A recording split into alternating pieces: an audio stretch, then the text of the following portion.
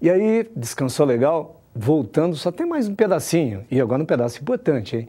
Equinodermos. Equinós quer dizer espinho, derme, pele. Os equinodermos são animais exclusivamente marinhos. Aí tem estrela do mar, ouriço do mar, pepino do mar, por exemplo. Esses animais têm espinhos na pele. Lembra sempre equinodermos, espinhos na pele.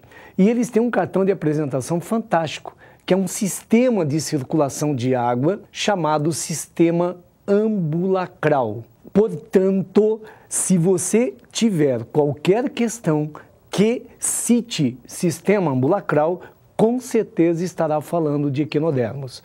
O ouriço do mar, lembra, tem uma simetria pentarradiada, porque a partir de plateumintos, todos os animais têm simetria bilateral, com uma exceção em equinodermos. Na larva, a simetria é bilateral, mas por adaptação ao tipo de vida, os adultos em equinodermos têm simetria radial. Esse é um dado extremamente importante e bastante cobrado em vestibular. Para a limpeza do corpo, esses animais apresentam estruturas chamadas pedicelárias. Então está aí um triângulo interessante. Espinhos na pele, pedicelárias e sistema ambulacral.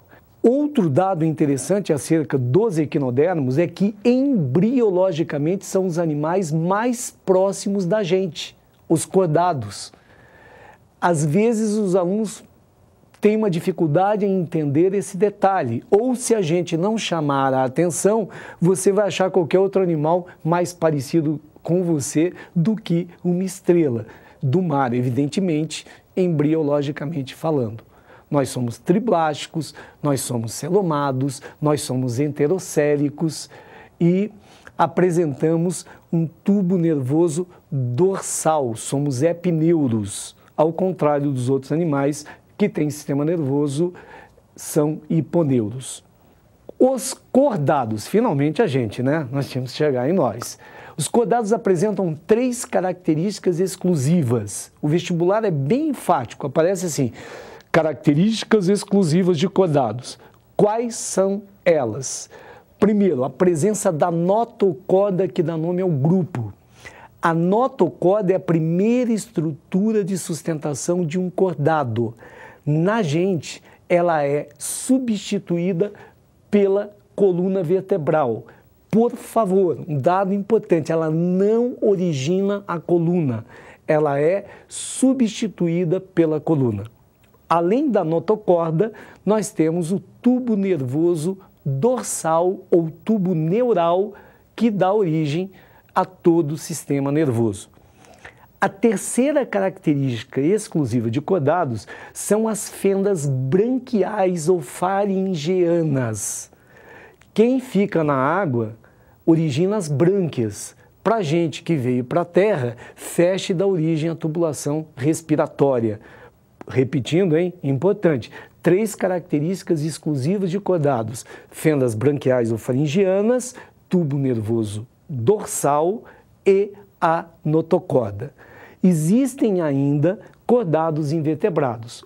Os vertebrados quais são? Peixes, anfíbios, répteis, aves e mamíferos.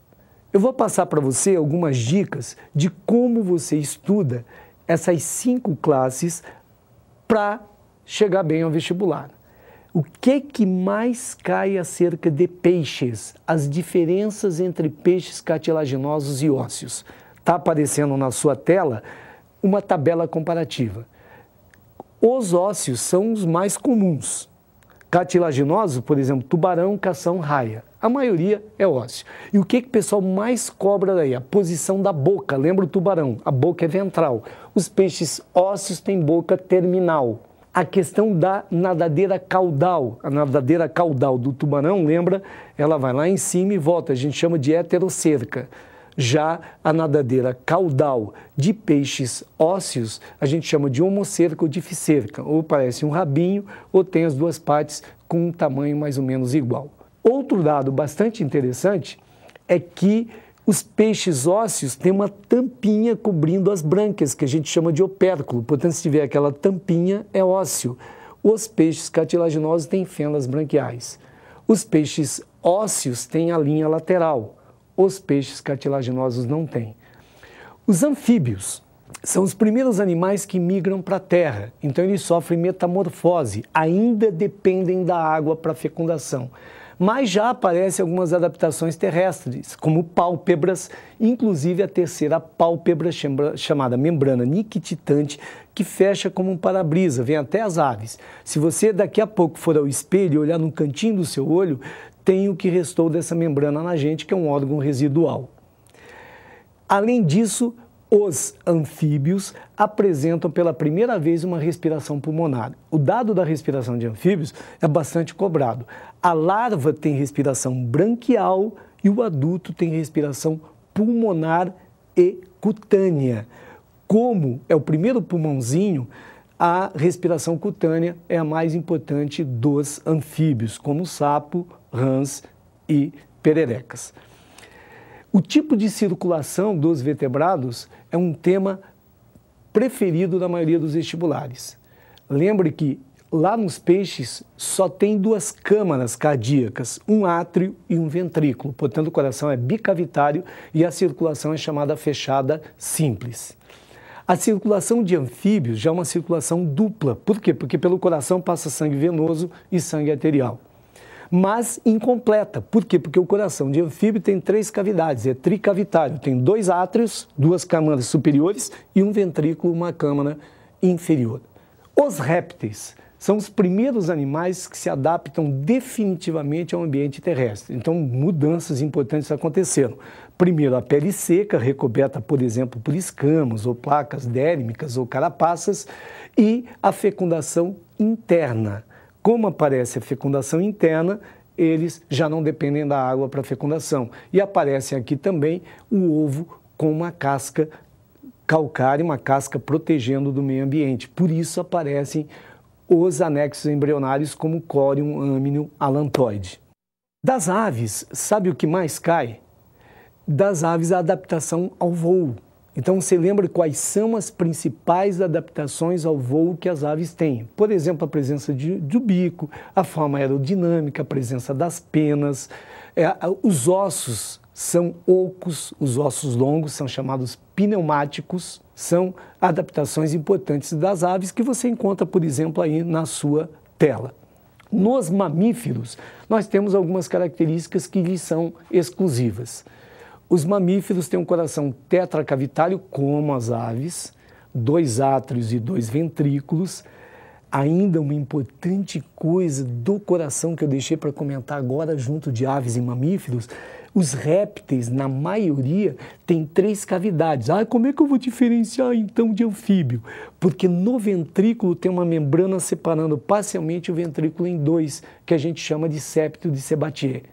Nos mamíferos, as características que nós temos que lembrar definitivamente são: 1, a presença de glândulas mamárias, tanto é que chamam mamíferos, né? Glândulas mamárias, sebáceas, sudoríparas, a presença de pelos cobrindo total ou parcialmente, a presença de um panículo adiposo, quer dizer, na hipoderme eu tenho uma camada homogênea de gordura, logo, animais de clima frio têm essa camada mais espessa, as hemácias são anucleadas e a presença do diafragma. O diafragma é uma exclusividade de mamíferos. A maioria de mamíferos é vivípara, exceto aos monotremados, que ainda são ovíparos. Essas características gerais permitem com que a gente tenha uma ideia, então, de nós, os mamíferos. Para fechar a sua tela, deixamos uma surpresinha. As principais diferenças entre cobras venenosas e não venenosas. Observe primeiro a forma da cabeça, que a cabeça da cobra venenosa é destacada do corpo, enquanto a não venenosa ela é estreita, oval, alongada e tem uma seção de continuidade do corpo. Um dos detalhes mais cobrados, a pupila. A pupila da cobra venenosa aparece como uma fenda vertical e a cobra não venenosa, a pupila é circular. As escamas das cobras venenosas são pontiagudas, já a cobra não venenosa, elas são lisas, né? A cauda da cobra venenosa é curta e a cauda da cobra não venenosa é longa, vai afilando gradualmente. E os movimentos.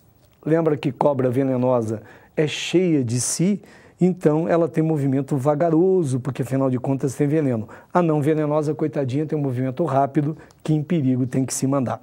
Aliás, o hábito noturno e diurno, as principais diferenças de cobra venenosa e não venenosa não são porque uma é venenosa e outra não venenosa. Observe bem, é porque a cobra venenosa normalmente tem hábito noturno e a não venenosa diurno. Se você observar esses detalhes, meu amigo, tenho certeza que o vestibular vai ser tranquilo. Fique com um grande abraço e a nossa torcida pelo seu sucesso.